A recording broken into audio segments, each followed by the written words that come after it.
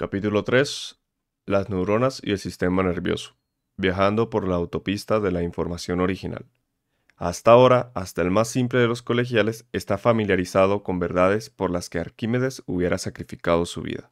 Ernest Renan.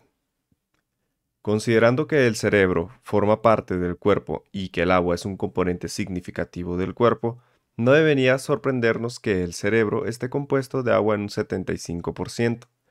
En términos de material sólido, hablando estrictamente, las células más numerosas en el cerebro son las gliales, término proveniente del griego glia, que significa pegamento. En general, las células gliales tienen una función de soporte en el cerebro, tanto estructural como funcionalmente, pero también cumplen con una cantidad de propósitos que los científicos todavía están tratando de comprender. Además de agua y células gliales, el cerebro está compuesto principalmente por células nerviosas llamadas neuronas. Hasta aquí las hemos llamado casi siempre células cerebrales. En muchos sentidos, las neuronas son las células más especializadas y el tipo de tejido más sensible de todos los sistemas biológicos. Procesan información y la pasan a otras neuronas y así inician acciones específicas en otras partes del cerebro y del cuerpo. Lo más importante es que las neuronas son las únicas células del cuerpo que se comunican directamente entre sí, envían mensajes de un lado al otro bajo la forma de señales o impulsos electroquímicos. Las neuronas no solo son las más importantes de las células que constituyen el cerebro, sino que también son el componente fundamental de nuestro sistema nervioso, la intrincada red de estructuras compuestas por el cerebro, la médula espinal y los nervios que controla y coordina todas las funciones del cuerpo. La manera exclusiva que tienen las células nerviosas de comunicarse es lo que hace al sistema nervioso tan especializado y diferente de cualquier otro sistema corporal. El cerebro tiene la mayor agrupación de neuronas de todo el cuerpo. Una diminuta porción del tejido cerebral, del tamaño de un grano de arena, contiene cerca de 100.000 neuronas. Están tan fuertemente compactadas que un trozo de tejido del cerebro humano del tamaño de una piedrita contiene alrededor de 3 kilómetros de material neuronal. El cerebro entero contiene unos 100.000 millones de neuronas, siendo cada una de ellas del tamaño de una fracción de milímetro. Para que tenga una idea de cuántas neuronas son, si tuviera que contar hasta 100.000 millones, segundo tras segundo, estaría contando durante cerca de 3.171 años. Si pudiera apilar 100.000 millones de pedazos de papel, la pila tendría algo más de 8.000 kilómetros de alto, la distancia entre Los Ángeles y Londres. Otras neuronas son mucho más largas que las células nerviosas cerebrales. Algunas neuronas se extienden desde el cerebro por la médula espinal, llegando a tener hasta 90 centímetros. Si bien las neuronas varían en longitud, esencialmente funcionan de la misma manera. Para ilustrar algunos de los roles que las neuronas desempeñan en su vida, imagine que es de mañana y está organizando el día que está por empezar. A medida que el cerebro ordena las ideas de lo que deberá hacer durante algunos tramos de su día, las neuronas transmiten información electroquímica hacia y desde distintas partes del cerebro.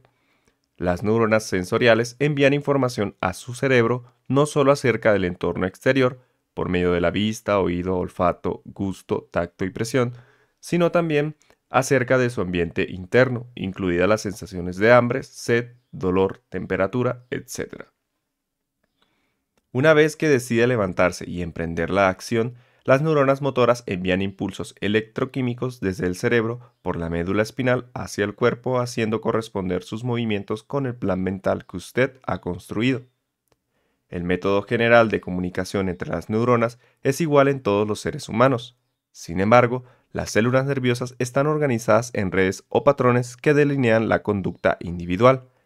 Estas redes neuronales nos dan esas diferencias exclusivas que todos poseemos. Los componentes del árbol neuronal. Una célula nerviosa típica tiene el aspecto de un roble sin hojas en el invierno. Algunas neuronas se parecen a esto más que otras.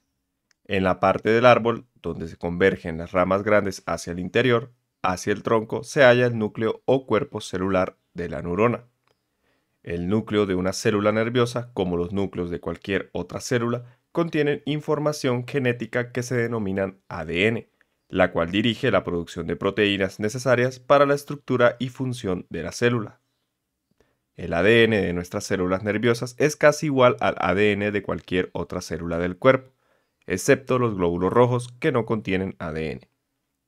Lo que diferencia a un tipo de célula de otra es la expresión activa de apenas unos pocos genes particulares. Cuando una célula expresa un gen, produce una proteína específica que se relaciona con una función determinada. Por ejemplo, la célula de un músculo creará proteínas musculares específicas que constituyen la estructura de nuestro tejido muscular. Entonces, lo que hace que una célula particular sea una célula nerviosa es que expresa una secuencia de ADN que difiere levemente de la de una célula de los músculos o de la piel. Lo que también diferencia a una célula nerviosa de otro tipo de células es su estructura externa. Las neuronas tienen dos tipos de apéndices, también conocidos como neuritas, que se prolongan desde el cuerpo de la célula en dos sentidos casi opuestos. Según se ve en la figura 3.1, el tronco del árbol neuronal es una fibra larga denominada axón. Todas las neuronas tienen solo un axón. La longitud del axón varía de 1/10 de milímetro de 2 metros. Si observa el tronco del árbol del axón, verá extremos similares a raíces que se denominan terminales del axón. Observemos ahora el tronco del árbol del axón. Imagínese las ramas grandes de esta célula similar a un árbol extenderse hacia afuera tridimensionalmente, en distintas direcciones, angostándose en las ramas menores que siguen dividiéndose en ramitas similares a dedos. Estas ramas y ramitas son extensiones flexibles parecidas a antenas, denominadas dendritas. Las dendritas terminan en diminutas protuberancias granulares llamadas espinas dendríticas. Estas expresiones similares a perillas son los receptores específicos de la información de las dendritas y son importantes para el proceso de aprendizaje. Nuevamente, vea la figura 3.1. De hecho, todas las partes de las células nerviosas son tan flexibles que se parecen más a un tallarín cocinándose en agua hirviendo que a las ramas rígidas de un árbol. Las neuronas vivas no son rígidas, sino elásticas y amorfas. Neuronas, muchos tipos, muchas funciones. Hay distintos tipos de neuronas especializadas que reciben muchas clases de estímulos y emiten señales electroquímicas a las neuronas vecinas en direcciones específicas.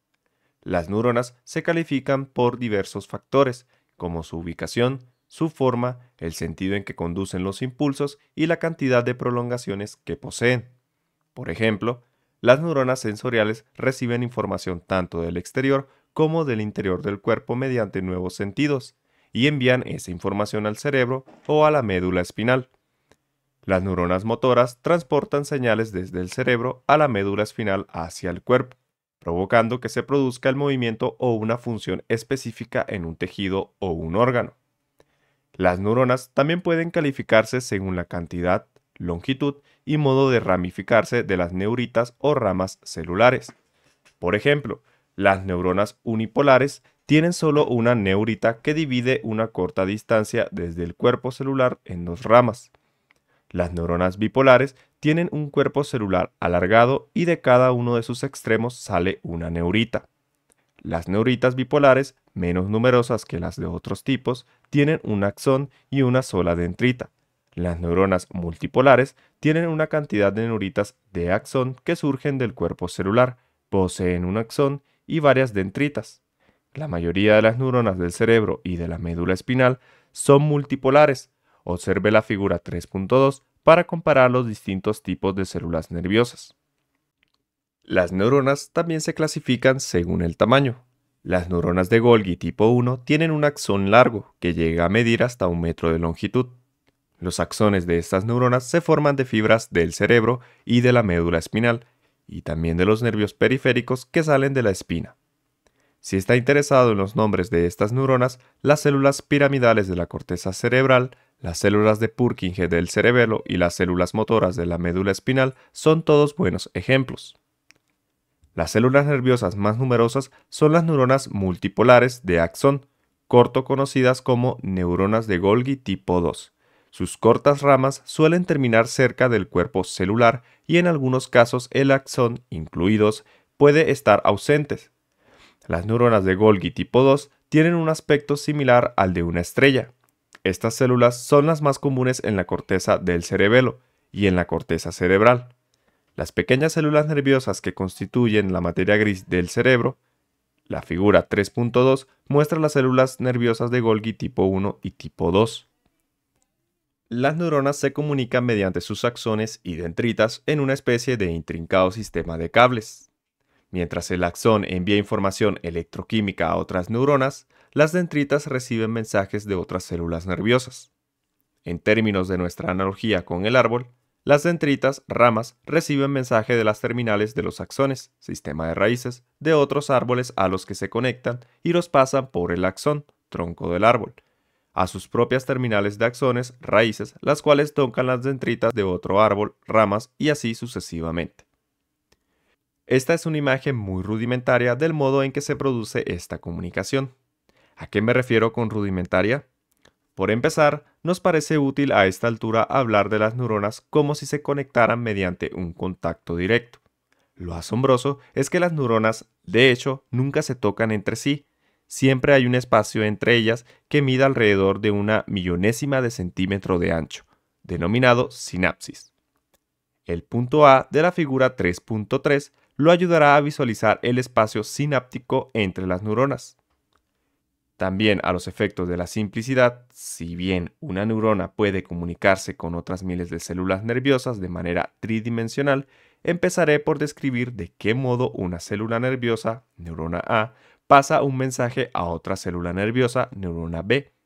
Por cierto, si bien las terminales de los axones comúnmente envían información a otras dendritas neuronales, de vez en cuando la prolongación de un axón se conectará directamente con el cuerpo celular de una neurona vecina. Los impulsos nerviosos difunden el mensaje. Imagine que decide tomar un lápiz.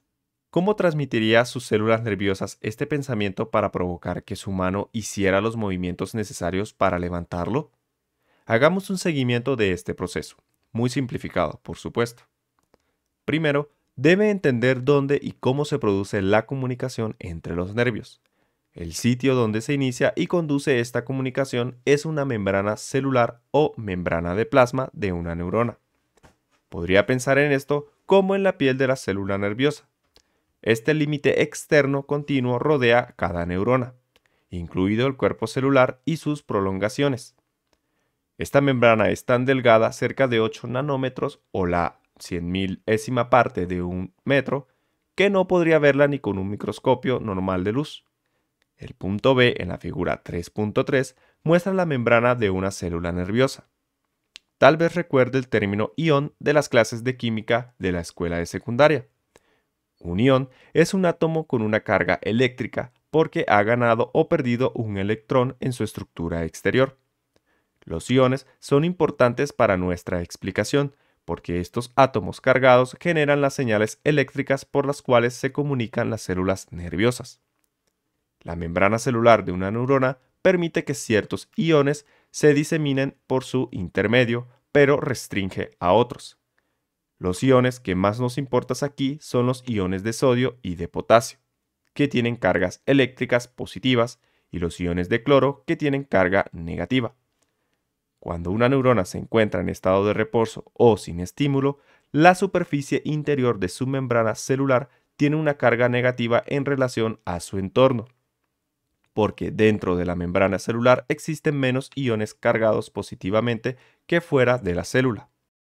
Pero cuando una neurona se activa o es estimulada, instantáneamente ingresan más iones en la neurona a través de la membrana celular, haciendo que la superficie interior de la membrana pase de tener una carga negativa a tener una carga positiva.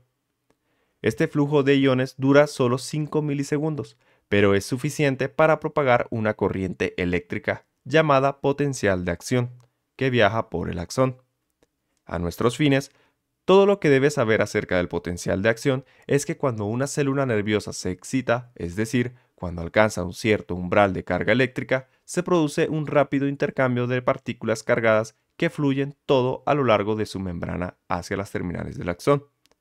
Luego de esta actividad, las posiciones de los iones vuelven rápidamente a su estado de reposo.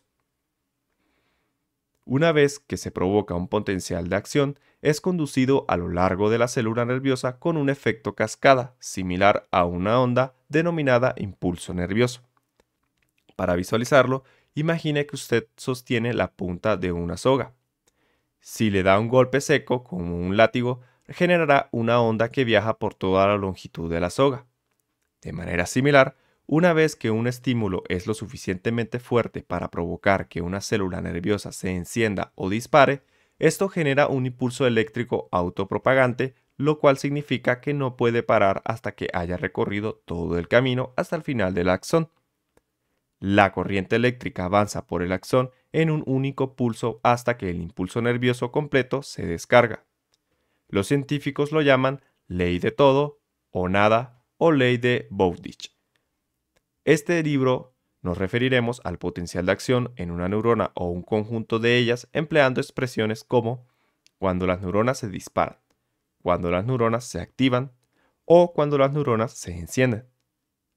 La velocidad de esta transmisión en las fibras nerviosas es impresionante. Un potencial de acción que dura una milésima de segundo puede viajar por un axón a velocidades por encima de los 400 km por hora. Dicho de otra manera, este pulso puede recorrer más de 100 metros, aproximadamente la longitud de un campo de fútbol, en un segundo. Una vez que se inicia un impulso nervioso, su intensidad o fuerza de transmisión siempre permanece igual hasta que esa transmisión finaliza. Dado que un impulso nervioso viaja por medio de una corriente eléctrica que fluye por un axón, ¿podemos medir esta corriente? El intercambio de iones dentro y fuera de las células nerviosas, un potencial de acción, genera un campo electromagnético.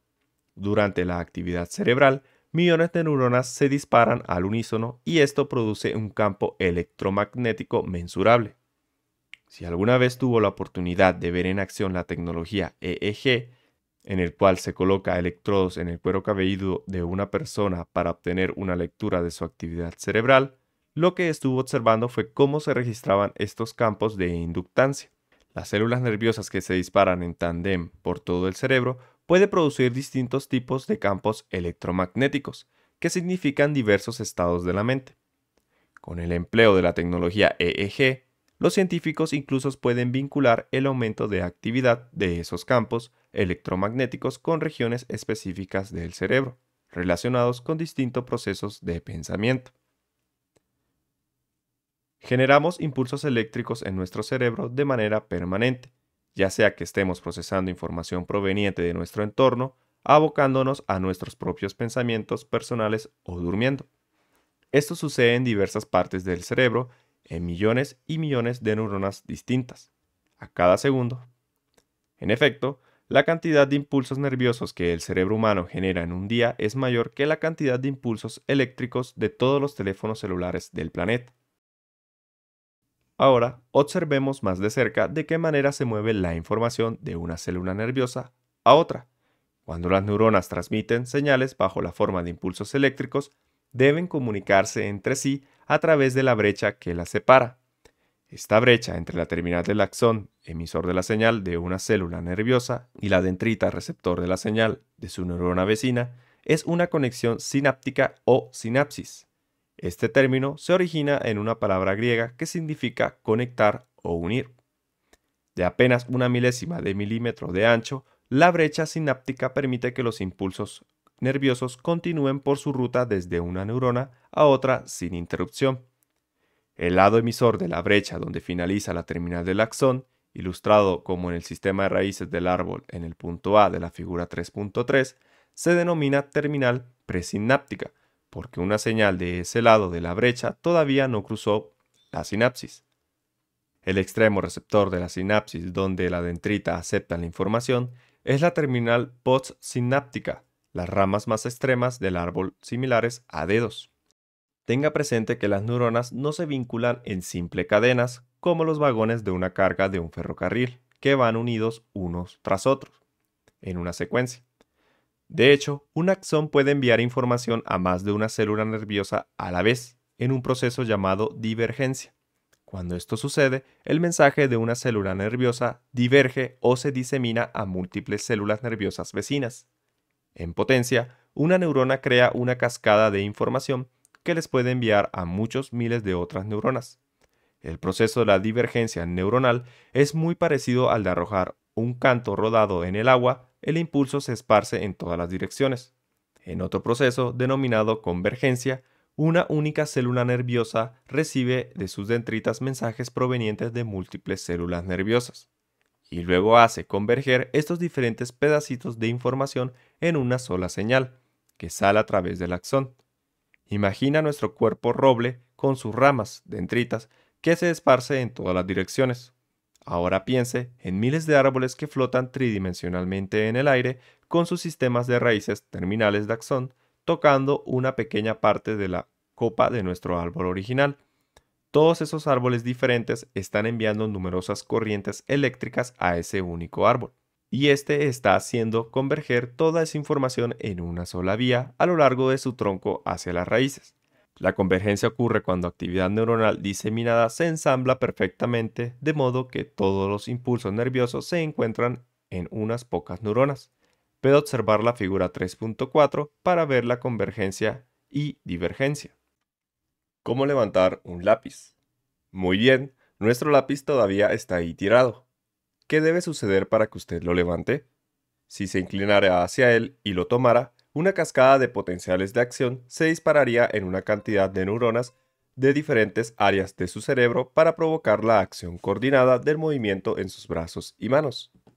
Los siguientes son algunos de los pasos simples en este proceso que no necesariamente ocurren en esta secuencia exacta. Primero, su pensamiento de levantar el lápiz crea la primera serie de potenciales de acción en su cerebro. Segundo, sus ojos ven el lápiz e inician la segunda serie de potenciales de acción. 3. Su lóbulo occipital, la parte del cerebro responsable de la visión, registra la imagen de lo que usted ve. Cuarto, el lóbulo temporal, responsable de la asociación junto con el almacenamiento de recuerdos y el aprendizaje, asocia la imagen de lo que usted ve con lo que él recuerda de los lápices y luego crea otra serie de potenciales de acción. Quinto, el lóbulo frontal, responsable de las actividades mentales superiores, le permite mantener su atención mientras usted intencionalmente se inclina para tomar el lápiz. Sexto, cuando empieza a formular e integrar el movimiento de tomar el lápiz, el lóbulo frontal y el lóbulo parietal, la porción motriz del cerebro, también responsable de los mecanismos del lenguaje y de las funciones sensoriales generales, lo ayudan a iniciar la acción del movimiento en su brazo, mano y dedos, y disparan su anticipación sensorial de las sensaciones que puede producir el lápiz. Séptimo, el lóbulo parietal le permite sentir que tiene el lápiz en sus manos. Usted puede percibir la forma, la superficie más áspera de la madera expuesta por haberse sacado la punta y la suavidad de la goma de borrar. Al mismo tiempo, el cerebelo, responsable de coordinar la actividad muscular voluntaria, dirige los movimientos motrices finos del cuerpo para inclinarse y tomar el lápiz. Sin el cerebelo, podría tomar el lápiz, pero quizás lo lanzara volando sobre su cabeza o lo dejara caer al piso. A lo largo de esta cascada de potenciales de acción, los iones de sodio y de potasio entraron y salieron de sus células nerviosas y esta actividad electroquímica tuvo lugar sin ninguna percepción consciente de su parte, gracias al cielo. Nerviosa como una medusa. Las principales células nerviosas evolucionaron en una criatura muy similar a las actuales medusas. Hace millones de años, la supervivencia de este organismo primitivo dependía de su capacidad para detectar, función sensorial, el alimento y moverse, función motriz, hacia él. Lo esencial era que la medusa desarrollara células especializadas que pudieran generar movimiento por contracción de tejidos.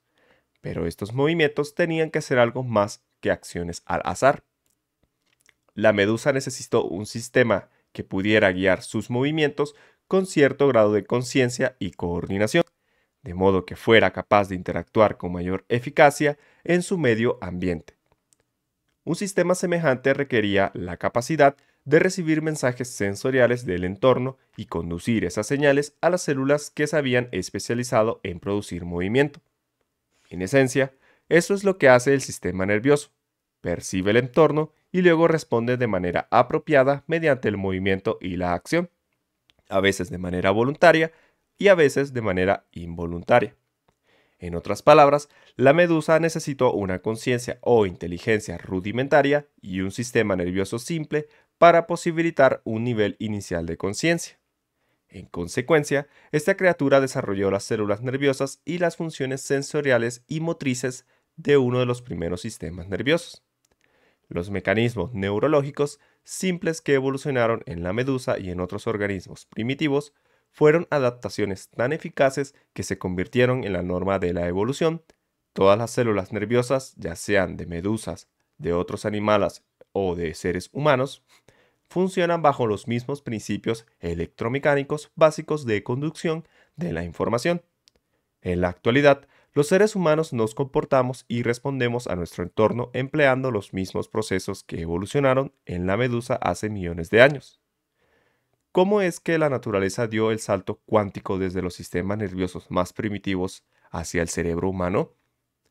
Para desarrollar una conducta cada vez más complicada, sofisticada y adaptable, todo lo que se necesitaron los organismos fue reunir más de estas células nerviosas de manera diversificadas.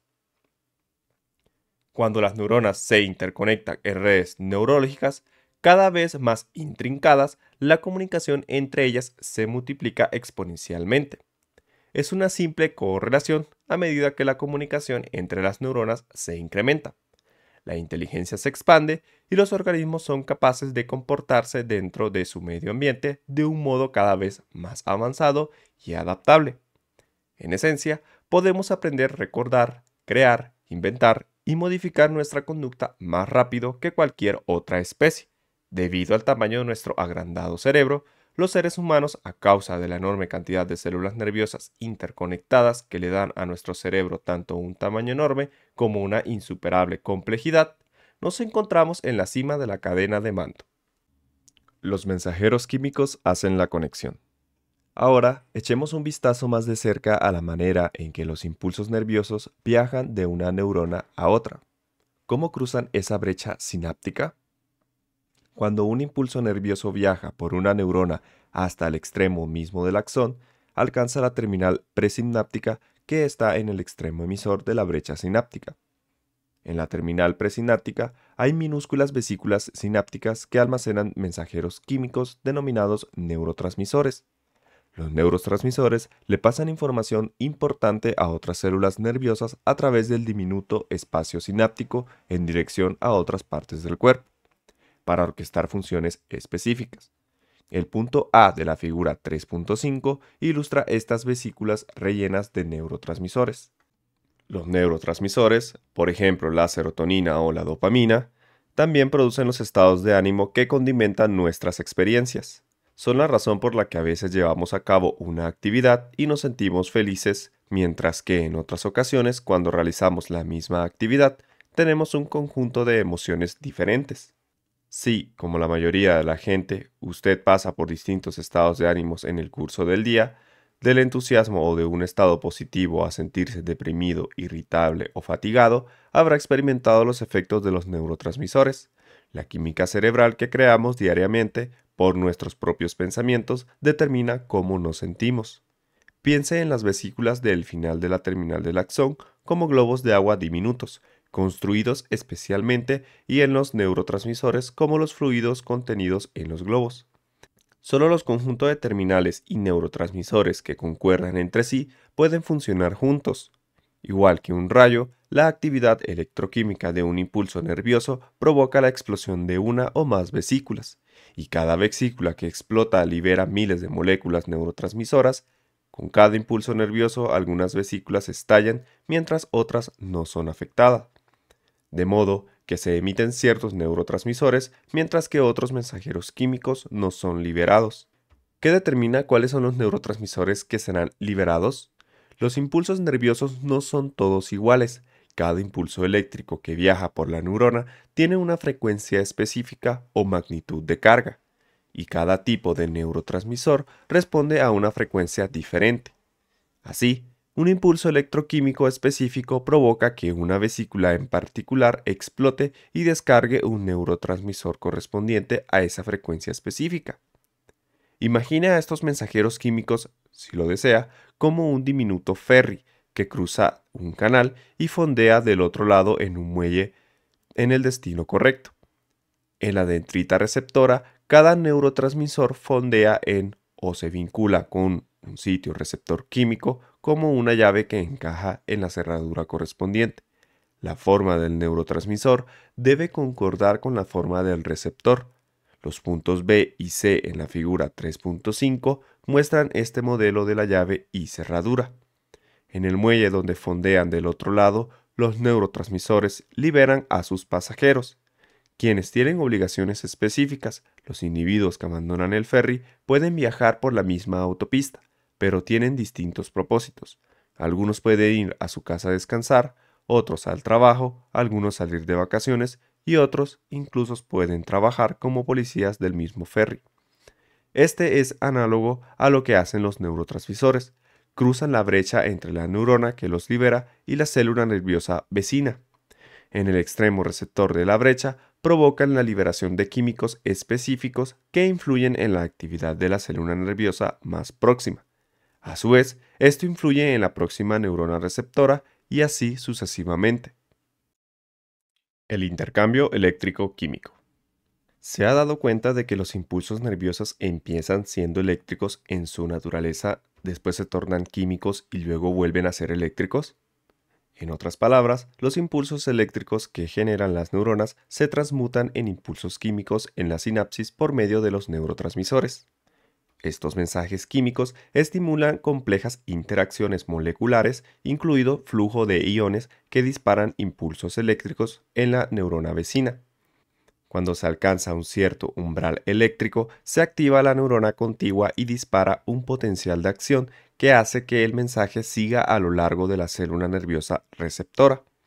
No todas las células nerviosas pasan los mensajes que reciben. Para ilustrar esto, imagine que está tratando de levantarle el ánimo a un amigo que se encuentra muy deprimido por culpa de un amor contrariado. Está empapado en la apatía, reavivando repetidamente su aflicción. Dándose cuenta de que él debe olvidar su tristeza, usted decide estimularlo de muchas maneras distintas. Entonces lo lleva a cenar, van a caminar y se toman un helado en la Rambla. Lo acompaña al cine y luego se encuentran con unos amigos en un club nocturno, donde ven un espectáculo de stand-up. En algún punto de toda esta actividad, su amigo probablemente alcanzó el umbral en el que se entusiasmó lo bastante como para olvidar su estado de apatía inicial.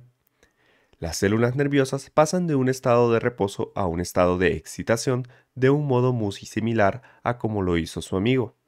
Una sola fórmula de estímulo quizás a veces no alcance, pero si usted puede ofrecer el suficiente estímulo para llevarlas a un punto de excitación, se excitarán y permanecerán así. Una vez que una célula nerviosa es estimulada en la terminal postsináptica, pasa de ser receptora de información a ser emisora de información. Ahora la célula nerviosa difundirá su excitación. Cuando los neurotransmisores son liberados en la terminal presináptica, el punto de emisión de la neurona, generan una respuesta eléctrica en la terminal postsináptica de la célula nerviosa receptora.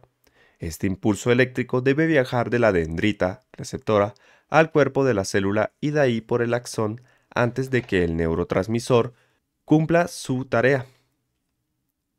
Piense en los neurotransmisores como químicos que establecen la comunicación entre las neuronas para que los mensajes viajen por todo el cerebro. Por lo general, debe haber una buena cantidad de actividad neurotransmisora, estímulo, en la terminal postsináptica, el extremo receptor de la neurona, para que la célula nerviosa cercana se estimule lo suficiente como para dispararse. Las cantidades pequeñas de neurotransmisores generadas por disparos de células nerviosas aisladas por lo general no llegan al umbral que produce un potencial de acción en la terminal postsináptica. Es un fenómeno de todo o nada, como ese momento en que la alarma del reloj del despertador se apaga, o bien salimos de la cama o no salimos. Pero no podemos hacer ambas cosas. Los distintos tipos de neurotransmisores también influyen en si las células nerviosas se disparan o ignoran la alarma. Tipos de neurotransmisores. Los neurotransmisores se encuentran en concentraciones diferentes en partes específicas del cerebro, según sea la función particular de cada área. Algunos de los principales neurotransmisores son el glutamato, el GABA, ácido gamma aminobutírico, la acetilcolina, la serotonina, la dopamina, la melatonina, el óxido nítrico y diversas endorfinas. Los neurotransmisores pueden realizar distintos tipos de funciones. Pueden estimular, inhibir o cambiar la actividad de una neurona a nivel celular. Pueden pedirle a una neurona que se desenganche de su conexión actual o que se afirme mejor en ella. Los neurotransmisores pueden enviarles a las neuronas vecinas señales para que se estimulen o puedan mandarle a la siguiente neurona en la cadena un mensaje que inhibirá o detendrá por completo un impulso nervioso.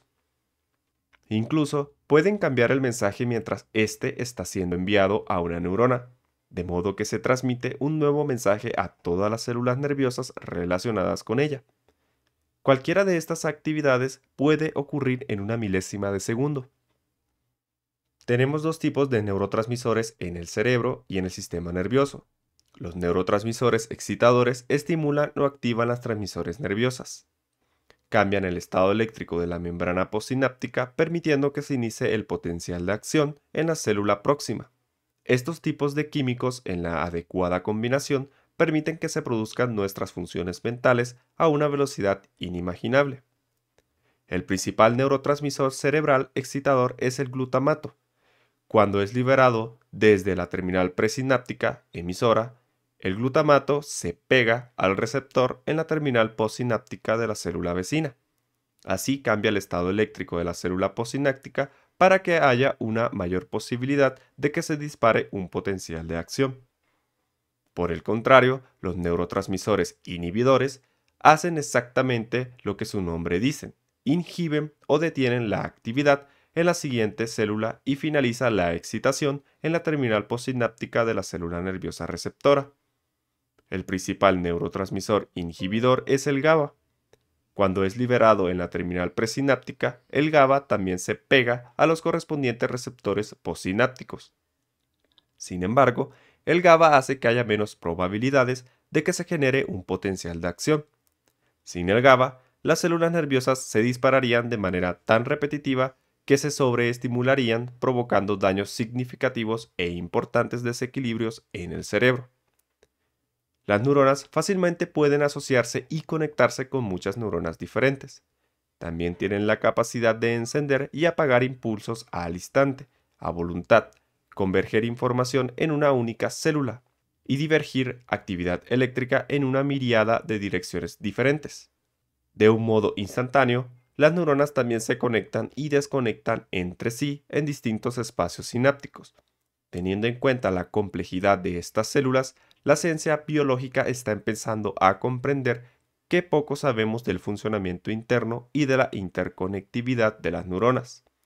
Es lógico que, dado que las neuronas pueden dirigir tantas funciones y con facilidad continuar o interrumpir la lectura de patrones de manera colectiva, guarden muy poca semejanza con los dibujos que quizás recordemos de nuestros libros de estudio, que mostraban diminutos alambres alineados muy prolijamente. A nuestros propósitos, podríamos representar a las neuronas en términos de la vasta y siempre cambiante red de computadoras individuales que se comunican a la velocidad del rayo vía Internet. Si podemos visualizar las neuronas como miles de millones de computadoras que permanentemente se conectan y desconectan, podemos empezar la enorme tarea de explicar su inteligencia a nivel microscópico. Por lo tanto, cuando hablo de la conexión de neuronas, se debe entender que es una metáfora para ayudarnos a aprender de qué manera estas células superiores tienden a hacer contacto unas con otras y trabajar cooperativamente. El agua entre nuestros oídos. Como mencioné antes, entre el 75 y el 80% del contenido de nuestra maravillosa y compleja biocomputadora es agua. La consistencia de un cerebro vivo es similar en algunas áreas a la de un huevo pasado por agua, mientras que otras son densas y gomosas como un huevo duro. No es extraño que la naturaleza haya rodeado al cerebro de un cráneo óseo para proteger de lesiones a sus delicados tejidos. El agua es esencial para los medios eléctricos de intercambio de información del cerebro. El contenido acuoso del cerebro amplifica la conductividad eléctrica y permite que las corrientes eléctricas se diseminen con rapidez a lo largo del cráneo de un modo parejo y continuo. Este proceso de diseminación, divergencia, es posibilitado en gran medida por el agua. Para ilustrar por qué esto es verdad, consideremos que sucede cuando cae un rayo en una laguna.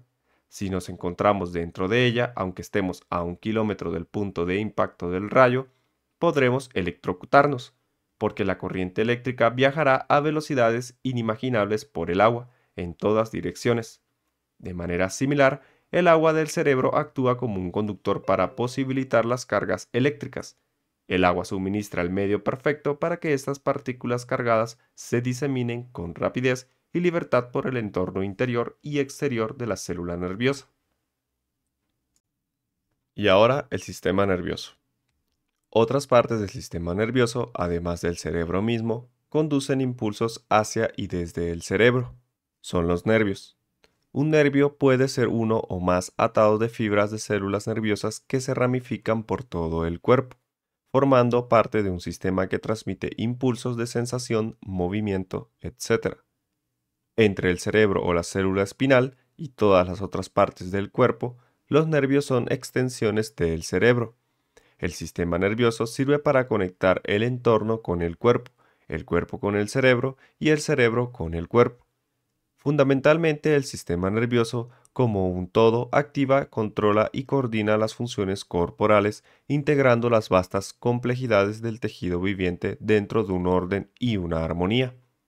Regula los sistemas endocrino, muscular esquelético, inmune, digestivo, cardiovascular, reproductor, respiratorio y excretor. Sin el sistema nervioso no habría vida. Para controlar y mantener a todos estos sistemas, el sistema nervioso se comunica de manera constante con el resto del cuerpo, mediante nuestros sentidos, que son extensiones de los receptores nerviosos que nos permiten procesar los distintos tipos de información acerca de nuestro entorno. El sistema nervioso recibe información y evalúa las condiciones tanto del fuera como del interior del cuerpo. Además del oído, la vista, el olfato, el gusto, el tacto y la presión, el sistema nervioso procesa otros sentidos internos, incluidos el hambre, la sed, dolor, la temperatura y la propiocepción, conciencia de las posiciones espaciales de las partes del cuerpo. El sistema nervioso almacena la información que recibe bajo la forma de recuerdos. Componentes del sistema nervioso. El sistema nervioso consta, en realidad, de varios subsistemas que se superponen dentro del cuerpo. El sistema nervioso central está construido por el cerebro y la médula espinal. Podríamos pensar en esta última como una extensión del cerebro con miles de millones de impulsos sensoriales y motrices que viajan por toda la columna vertebral como si fuera un cable de fibra óptica. Tenemos otros sistemas nerviosos. El sistema nervioso periférico, que abarca todos los nervios que está fuera del cerebro y la médula espinal. Los nervios que transportan impulsos de los tejidos y órganos a la médula espinal y los nervios que transmiten señales de la médula espinal a los tejidos y órganos, incluidos los órganos sensoriales, se consideran nervios periféricos. Si la médula espinal es comparable a un cable de fibra óptica, los nervios periféricos son como cables que salen de este cable de fibra óptica y llevan señales en los dos sentidos entre la médula espinal y los brazos y piernas, pies y manos y todos los órganos internos. En las figuras 3.6a, 3.6b y 3.6c puede comparar al sistema nervioso central con el periférico. Dos tipos de nervios constituyen el sistema nervioso periférico. El primer tipo de nervio periférico es el nervio craneal, porque está cerca de la cabeza. Hay 12 pares de nervios craneales que se originan en el tronco cerebral. Transportan impulsos para muchas funciones, tales como el olfato, la visión, el mantenimiento del equilibrio, la secreción glandular, el oído, la deglución y la expresión facial.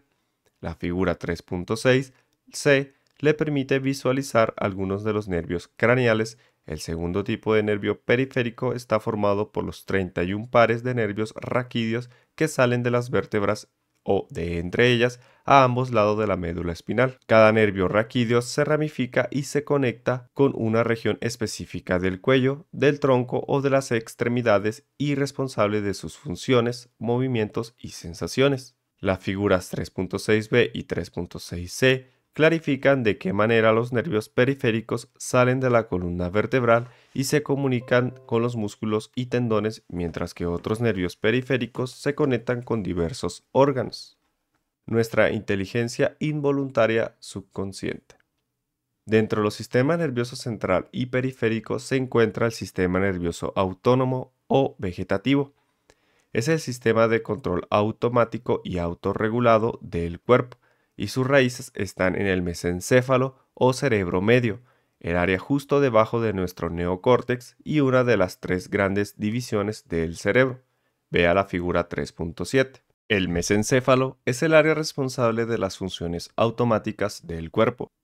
El sistema nervioso autónomo es responsable de las funciones involuntarias y de la homeostasis, el continuo equilibrio que mantiene la inteligencia innata del cuerpo. Nuestro sistema nervioso autónomo regula la temperatura corporal, los niveles de azúcar en la sangre, el ritmo del pulso y todos esos millones de procesos que damos por sentados a diario. Se le denomina autónomo, piensa en automático, por todas las funciones que controla sin ningún esfuerzo consciente de nuestra parte. Por ejemplo, no tenemos que controlar deliberadamente el latido del corazón ni liberar de manera intencional las enzimas necesarias para digerir nuestra última comida. El sistema nervioso autónomo se autorregula automáticamente para mantener el orden químico interno del cuerpo y un grado normal de salud. Podríamos decir que funciona a un nivel subconsciente. El sistema nervioso autónomo tiene dos partes: el sistema nervioso simpático y el sistema nervioso parasimpático. La figura 3.8 muestra las dos ramas del sistema nervioso autónomo. Dado que el sistema nervioso simpático prepara el cuerpo para emergencias, a esta parte del sistema nervioso autónomo a veces se la denomina sistema nervioso de luchar o huir. Cuando percibimos una amenaza del entorno, este sistema nervioso se activa automáticamente para preparar el cuerpo para luchar o huir. El pulso cardíaco se acelera, la presión arterial aumenta, el ritmo respiratorio aumenta y se libera adrenalina para una acción inmediata. Al mismo tiempo, la energía del cuerpo abandona el tracto digestivo y va hacia los brazos y piernas. El sistema nervioso simpático cambia electroquímicamente el cuerpo para mejorar sus probabilidades de supervivencia. Las funciones exactamente opuestas son el ámbito del sistema nervioso parasimpático. Esta parte del sistema nervioso autónomo conserva y restablece la energía y los recursos del cuerpo. Cuando no percibimos ninguna amenaza en el entorno, el sistema nervioso parasimpático disminuye el ritmo cardíaco, aumenta la energía en el sistema digestivo, relaja el cuerpo y lleva el flujo sanguíneo desde los músculos esqueléticos de las extremidades hacia los órganos internos para apoyar el crecimiento y los procesos de mantenimiento. Piensa en nuestro sistema nervioso parasimpático en relación con cómo nos sentimos justo después de terminar una cena opípara. Otra parte del sistema nervioso involuntario involucra los muchos reflejos que ocurren en respuesta a diversos estímulos externos del cuerpo. El cuerpo puede emplear estos reflejos con fines de supervivencia y de acción inmediata.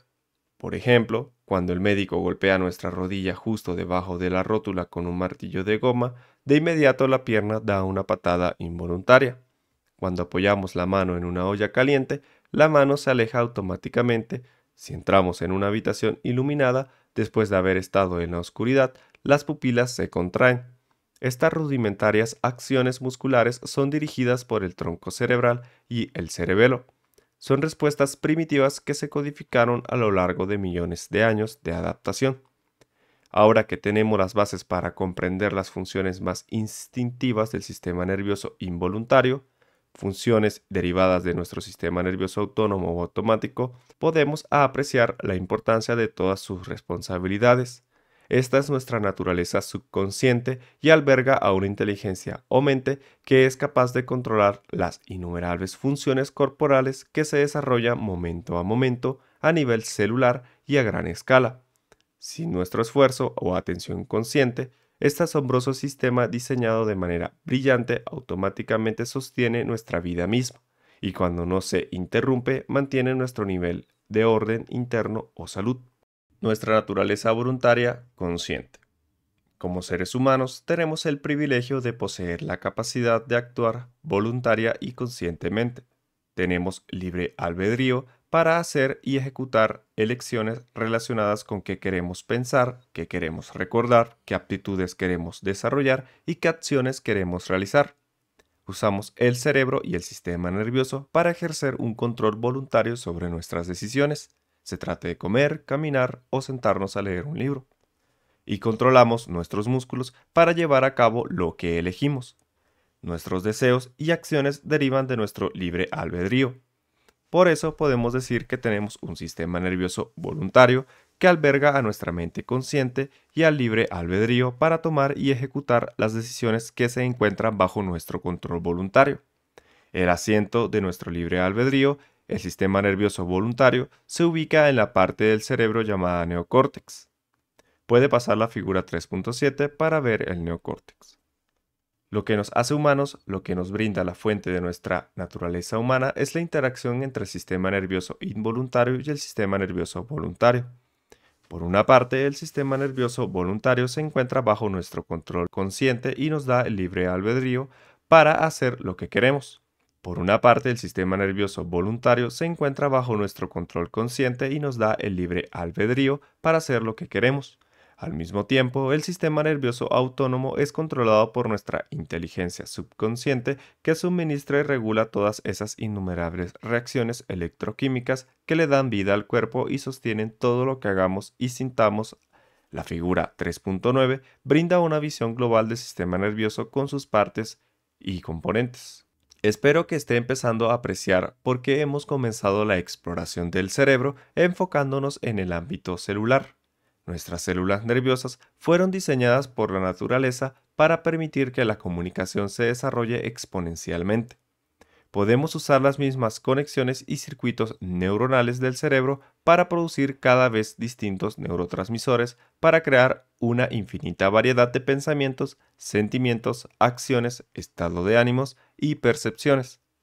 Este proceso puede inspirar acciones y reacciones, despertar emociones, regular funciones corporales, manifestar estados de ánimos y conductas, estimular impulsos, liberar hormonas y crear las imágenes holográficas denominadas pensamientos y recuerdos. Ahora podemos empezar a explorar la anatomía de la actitud a partir de nuestras simples lecciones de neurobiología y química cerebral. Una actitud es un manojo de pensamientos atados todos juntos que encienden determinadas células nerviosas del cerebro, las que, a su vez, estimulan neurotransmisores específicos para hacernos pensar, actuar y sentir de una manera determinada. Por ejemplo, digamos que se despierta a la mañana y lava los platos que quedaron en la noche anterior. Su actitud, la tarea es una función de estos pensamientos. Realmente dormí muy bien anoche. Estoy contento de no tener que trabajar hoy. Vaya, qué buena estaba la pasta que comimos anoche y me alegra haber enjuagado los platos después de cenar. No puedo creer lo azul que está el cielo hoy. A la noche, ese mismo día, cuando se encuentra lavando los platos otra vez, su actitud puede estar constituida por estos pensamientos. No sé por qué ella tuvo que sacar ese tema otra vez. Pensé que por fin habíamos dejado el problema resuelto, pero ahora nuevamente hablando de lo mismo. ¿Por qué esa maldita luz titila de ese modo? Esa noche no tengo ganas de lavar platos, mejor me voy a la cama. Sobre la base de estos dos grupos distintos de pensamientos, probablemente usted experimentaría algún tipo de contraste entre las actitudes que tuvo mientras realizaba la misma tarea de lavar los platos en estas dos situaciones distintas. Solemos referirnos al libre albedrío como nuestra capacidad de expresar la actitud que elegimos, cualquiera que ésta sea, y está relacionado con el cerebro y su química.